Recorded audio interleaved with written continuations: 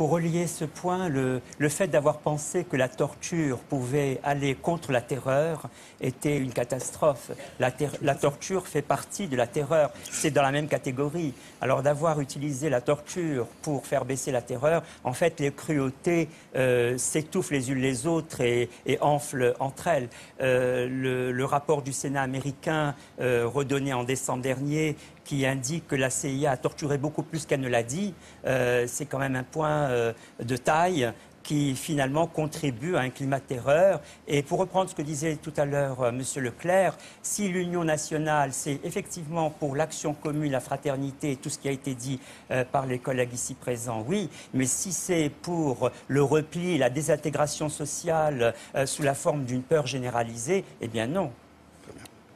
Réaction ? Le terrorisme consiste à produire la terreur généralisée, hein, de toute manière. C'est son mode de fonctionnement.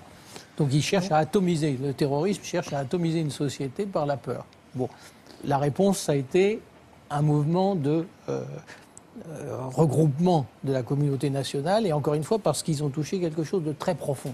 Très profond, et c'est rare.